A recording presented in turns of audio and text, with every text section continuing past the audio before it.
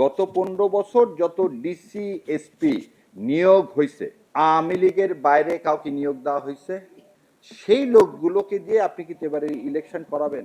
যাদেরকে বলা হয় ডাই হার্ড, ওই পরিবারের মধ্যে একটা জামাত ইসলাম থাকলে তাকে নিয়োগ দেওয়া হয়নি। পরিবারের মধ্যে মামা চাচা খালুও যদি জামাত ইসলামের সমর্থক থাকে তাকে দেওয়া হয়নি। বিএনপির কোনো নেতা আছে, দেওয়া হয়নি। তার মানে হচ্ছে এরা ওই যে বলেন না সাচ্চা মুসলমান, এরা হচ্ছে সাচ্চা আওয়ামী লীগার। এই সংবিধান বলতেছে তোমাকে নিরপেক্ষ থাকতে হবে। তাহলে প্রথম কথা, তোমাকে অ্যাপয়েন্টমেন্ট প্রসিডিওরটা আগে আমাকে দেখতে হবে যে এই নির্বাচন কমিশন তাবেদার কি তাবেদার না।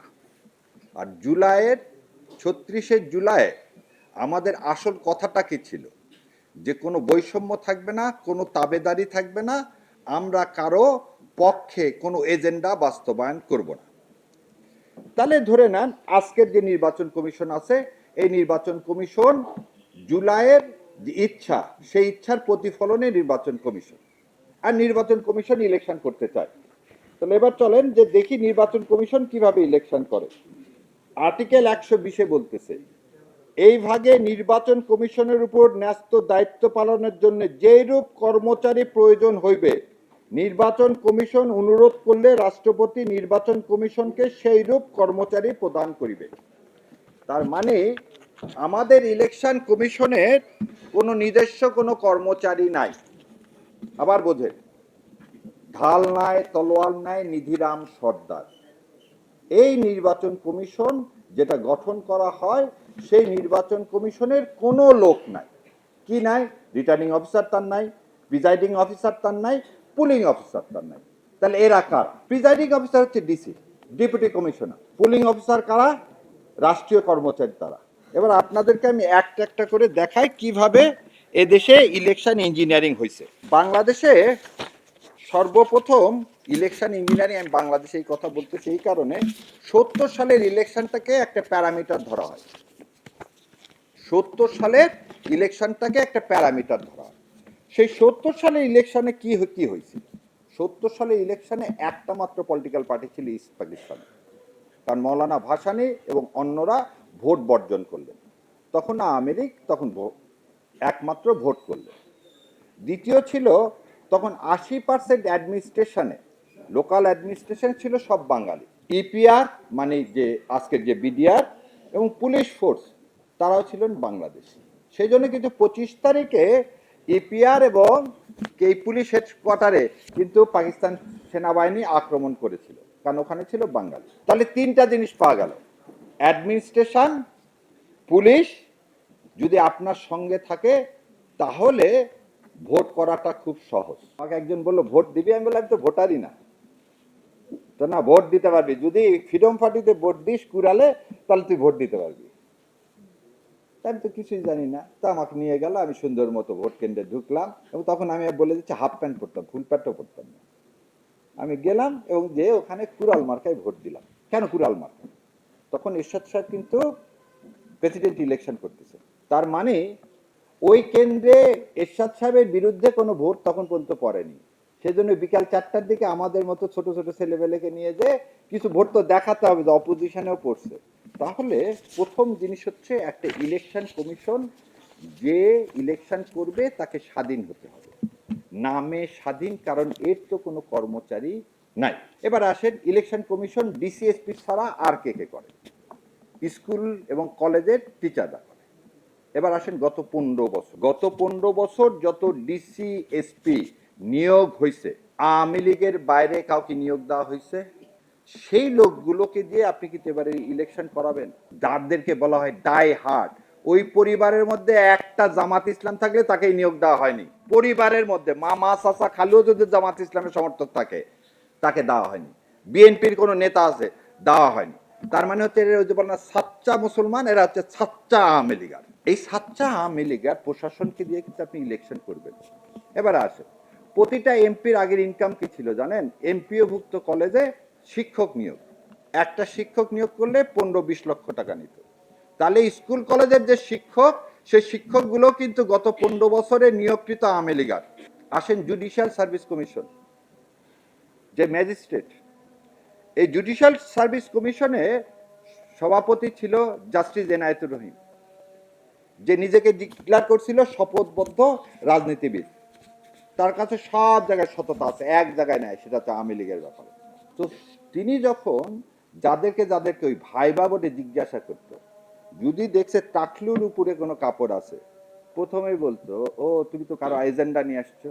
সে যতই বলুক না আল্লাহ বলছে সেই জন্য। আর একটা জিনিস জিজ্ঞাসা করতো, তোমার পরিবারে কেউ মাদ্রাসায় পড়ে কিনা, সে তুমি ফার্স্ট হও আর সেকেন্ড হও। আমার জুনিয়র আছে, ও 3বার ফার্স্ট হয়েছে জুডিশিয়ারি পরীক্ষায়, তাকে নেওয়া হয়নি কেন? তার দাঁড়িয়ে আছে। তফসিল ঘোষণার পরে কিন্তু সমস্ত কিছু আসবে নির্বাচন ইলেকশন কমিশনের হাতে। তাহলে ইলেকশন কমিশনার অ্যাপারেন্টলি তো দেখাতে হবে সে নিরপেক্ষভাবে একটা ইলেকশন করতে চায়। আসেন এবার দ্বিতীয়টায় আসে, ইঞ্জিনিয়ারিং কি কি হবে। প্রথম ইঞ্জিনিয়ারিং হয় হচ্ছে আইনের মাধ্যমে। কিসের মাধ্যমে? আইনের মাধ্যমে। কিভাবে আইনের মাধ্যমে হয়? এটাকে বলা হয় যে এই যে নির্বাচনী এলাকা থাকে না, নির্বাচনী এলাকাতে কোন গ্রামের লোক কোন পার্টিকে বেশি ভোট দেয় এটা কিন্তু আমার জানা আছে। তা আমি দেখলাম যে পাশের গ্রামের 99% ভোট পড়ে হচ্ছে বিএনপির, আর এই পারের 2টা গ্রাম আছে যাদের 99% ভোট পড়ে জামাতের। অথবা এক কাজ করে, এখান থেকে একটা গ্রাম কেটে ওই পাশেরটার সাথে জোড়া দিয়ে দিই, তাহলে কি হয়ে যাবে, এখানে আর 99% হবে না, এখানে তো 45% হয়ে গেল। এই ইলেকশন কমিশন এই কাজটাও করলো, গাজীপুরে করছে, ফরিদপুরে করছে, বাগেরহাটে করছে। হঠাৎ করে তুমি জুলাইয়ের ইয়াতে এসে কোনো রাজনৈতিক দলগুলোর সাথে না বসে তুমি এই ডিমার্কেটেড করলা কেন কনস্টিটিউয়েন্সি? তোমাকে কে বলছে এটা করতে? আরেকটা জিনিস বললে, আমি কি ভয় পাচ্ছি না, আমি বলতেছি এইগুলো জিনিস আমাদেরকে ফেস করে। আমার ভাই যেটা বললো যে ডাকসু, ডাকসু আর ন্যাশনাল ইলেকশনের মধ্যে কি পার্থক্য, সেইগুলো একটা একটা করে দেখাচ্ছি। তাহলে আইনের মাধ্যমে আপনি এটা করলেন। আইনের মাধ্যমে আর একটা কি করা যায়, ভোটার রেজিস্ট্রেশন। আজকে ভোটার রেজিস্ট্রেশন নতুন করে ভোটার হালনাগাদ করা হয়েছে, খুব ভালো কথা। 1% কেন রাখলেন? ভোট দেওয়াটা তো সাংবিধানিক অধিকার। সংবিধানে বলা আছে যে কেউ আপনি দাঁড়াতে পারবেন। এই 1% আসলো কোথায় থেকে? 1% আসলো, এই তুগলুকিটা আসলো এই 72 সালে শেখ সাহেবের করা। এই 72 তো আমরা মানি না, এটা তো হাতির মৃত্যুর পর ছুঁড়ে ফেলে দিলা। তুমি স্বৈরাচার ফ্যাসিবাদের যে ডকুমেন্ট, তার আন্ডার আমাকে আবার ভোট করতে বলতেছো? আমি এটাকে মেনে নিয়ে যাবো? তাহলে আমার হাতিকে অস্বীকার করো না? তো তুমি এক কলমের খোঁচায় 1% কি অমিট করতে পারতে না? না, তুমি করো নি, কারণ তোর উদ্দেশ্য খারাপ। কি উদ্দেশ্য খারাপ? ওই জন্য বললাম। এবারে 76 জনকে ইন্ডিপেন্ডেন্ট ক্যান্ডিডেট তাদেরকে কি করালো, বাতিল করালো। এবং ইন্ডিপেন্ডেন্ট ক্যান্ডিডেট বলে যে বেশিরভাগই হচ্ছে বিএনপির। তার মানে আমি দলের বাইরে যে স্ট্যান্ডিং নিব, যে আমি একটা সৎ মানুষ, দল আমাকে দেয়নি, দল টাকা আল্লাহ লোককে দিচ্ছে, আমি বিএনপি হাট করে বলতেছি না, জামাতের অনেকে আছে বলে দিচ্ছি যে আমি আমার দলকে মধ্যে নেই, আমি ভারতের আধিপত্যবাদের বিরুদ্ধে আমি ইলেকশন করব। তাহলে আমাকে এই যে 1% নিয়ে আসতে হবে। মানে কি 1%? এই লোকগুলো সবাই জেনে গেল এই লোকগুলো আমাকে ভোট দিবে। আমরা ভোট কি বলতেছি, গোপনে দিতে হবে না ব্যালট? তা আপনি প্রকাশ্যে যে ব্যালট হয়ে গেল 1%, তাহলে এই কেন করে দিলেন জানেন? ওই ভোটের 3 দিন আগে এদের বিরুদ্ধে সব আপনি কি করবেন, মামলা দিয়ে এগুলো সবগুলোকে জেলে ভরবেন, যেটা গত 53 বছরে হয়েছে। এই যে জেলে ভরার কথা বললাম, এটা হচ্ছে লিগাল। কি কিরকম? আপনি বললেন যার যার প্রতীকে তাকে তাকে ইলেকশন করতে হবে। আমি দেখছি আরে জোয়ার আসছে ধানের শীষ আর দাড়ি পাল্লার, আর আমার মার্কা রিক্সাতে জিতবে না, দেখ আমি আমার দলের সাথে, বড় দলের সাথে যোগ দিয়ে দিই। আপনি রাজনৈতিক চরিত্র হনন করলেন আইনের মাধ্যমে। বড় বোয়াল ছোট মাছগুলোকে গিলে ফেলে দিচ্ছে। এর নাম তো বহুদলীয় গণতন্ত্র না? তাহলে আইনের মাধ্যমে কি কি দেখালাম? 4টা ভাবে, এবং 4টায় এক্সিস্ট। 4টায় এক্সিস্ট। এই 4টাকে মোকাবেলা করে কিন্তু আমাকে এবারে ইলেকশন করতে হবে। যে আমাদের যে এখন প্রশাসন, এই পুরা প্রশাসনটাই আওয়ামী লীগের। কারণ গত 18 মাসে এই সরকার কাউকে নিয়োগ দান করেনি, একমাত্র জুডিশিয়ারি ছাড়া। আমাদের জুডিশিয়ারি 80 জনের মতো জাজ নিয়োগ দেওয়া হয়েছে, আলহামদুলিল্লাহ। অন্য কোনো জায়গায় আপনি এটা দিলেন না। তার একটা প্রমাণ দেখান। আজকে জারারিয়াটা কি বৈধ হয়ে গেল? সকালবেলা আপিল ফাইল করে জারারটা বৈধ হয়ে গেল, জামাত ইসলামের কক্সবাজারের প্রার্থীটা বৈধ হলো। কি গ্রাউন্ডে জানেন? বলতে এটা কিভাবে প্রিজাইডিং অফিসার এটা করলো, এই রিটার্নিং অফিসার এটা করলো কিভাবে? আপনার এক্সপ্লেনেশন তো গ্রহণ করলে তো হয়ে যেত। 1 মিনিটের হিয়ারিং এ বৈধ হয়ে গেল। তার মানে ওখানে যে বসছে সে কিন্তু একটা এজেন্ডা নিয়ে বসছে। সেই এজেন্ডাটা কি জানেন? আচ্ছা, কে জিতবে বলে আমি মনে ভাবতেছি, আমি ভাবতেছি জামাত জিতবে, অতএব বিএনপির প্রতি আমি কি করব, বৈষম্য করব। আমি যদি ভাবি না তারেক রহমান ফিরে আসছে, এখন হই হই কার, উনি চলে যাচ্ছেন ক্ষমতায়, আমি ওনার বিরুদ্ধে মানে নিরপেক্ষতার আচরণ করে পরে আমি খাগড়াছড়ি ট্রান্সফার হব। One of the presiding officer আমাকে এই কথা বলছে, ভাই আপনি এই কাজ করলেন কেন? বলে আমার বাচ্চারা সব পরে ঢাকায়, ভাই আপনি কি ভাবছেন বিএনপি ক্ষমতায় আসতেছে, আমাকে তো খাগড়াছড়ি পাঠা দিবে।